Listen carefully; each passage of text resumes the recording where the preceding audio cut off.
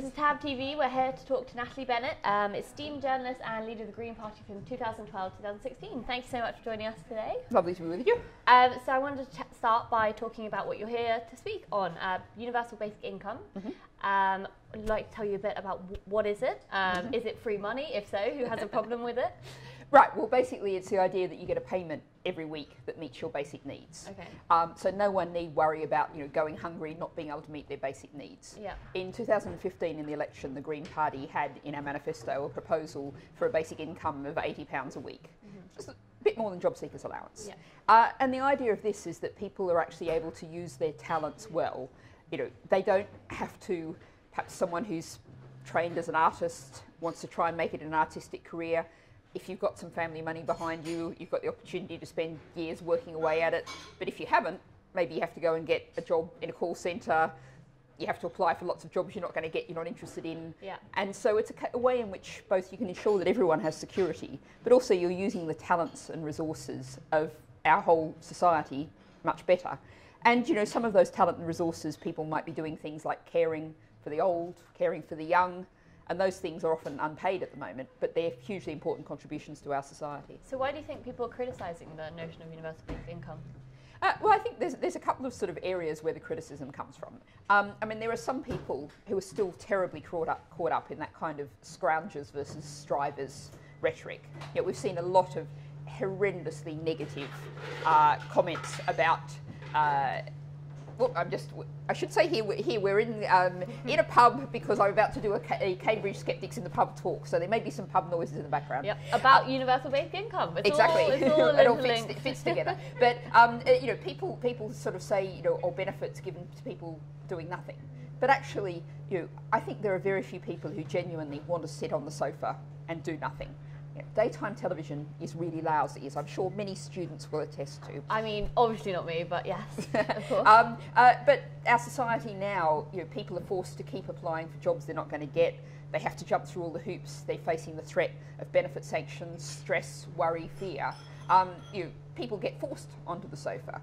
Whereas if you give people the opportunity to do something good with their life, to contribute to society, then that's something that people want to do, are keen to do. And if that contribution is maybe, going and running the community garden, working to grow food for the local community, get the children growing food, maybe something that's not going to get paid, but is a worthwhile contribution, let's recognise that. Okay, great. And so I want to move on from universal basic income and talk about when you stepped down from the Green Party, you said that you never intended to be a lifelong politician. And I'm wondering now, in retrospect, are you feeling just a little bit overjoyed about the fact maybe that you jumped boat before the state of UK politics right now? Well, I think that first of all to say that I haven't in any way jumped boat. I haven't left the Green Party. I stepped down as leader, and the Green Party leadership works very differently to a dozen other parties. Okay. It's a 2-year fixed term role. And so after doing two-year terms, as Caroline Lucas had done as our first leader, I decided to basically let someone else have a go, let other people come forward, as Jonathan Bartley has done as co-leader with Caroline. And if you look at the 2015 election, we got 1.1 million votes, which was more votes than we got in every previous general election added together. Now that would have been 25 MPs in a fair electoral system. Really observant viewers will see that I'm actually wearing a pin from Make Votes Matter, and that's one of the issues that I'm working on, that I'm continuing to work on, still doing full-time politics. Okay, so still very much within politics and the political sphere. In light of that, a lot of people talk about how UK politics has become increasingly bipartisan, very much Theresa Jeremy show. Is there room in that for the Green Party, especially in light of, as you said, a difficult voting system, which means the Green Party only has one seat in Parliament? I think very much so. I mean, the fact is that in the last election, 17 election, 20% of people voted tactically. So people aren't voting for what they want. Lots of people want what the Green Party is offering. The current system makes that difficult. But I think there's a couple of things to say. First of all, I spend a lot of my time looking to get a fair voting system, to actually make Britain a democracy, because we are not a democracy now. In the 17 elections, 68% of votes didn't count. That's not a democracy. And if you look at the reasons why we got the result we did in the Brexit referendum, first past the post, people who wanted to take back control feel like they haven't been listened to for decades. The first past the post electoral system was one of the very significant reasons for that outcome. So what we have to do as we're working to stop Brexit, which I believe is still very much possible, we have to also get out the message that we can and must get a fair voting system, turn Britain into a democracy. But even if that doesn't happen, politics, if there's one thing it is at the moment, is fluid. Things are changing very, very fast. And just because Labour and Tory have been the two largest parties for the past few decades, most of the century, doesn't mean it's going to stay that way.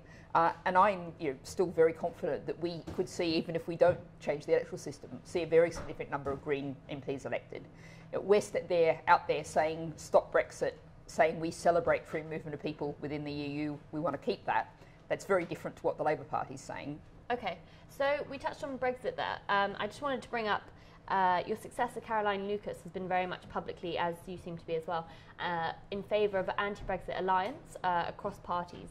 And the other day, Corbyn came out and said that he wanted full access to European markets, benefits of the single market, and to stay in the customs union.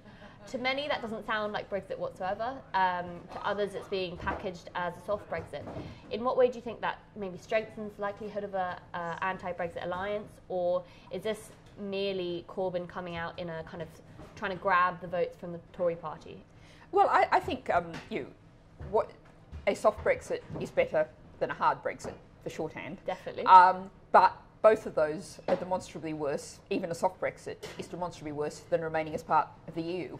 And I think one of the things that Jeremy Corbyn and the Labour Party is not saying is not something that I think is very important to a great many students and indeed academics, is not standing up and saying we defend free movement, we celebrate the benefits that free movement brings to all of us.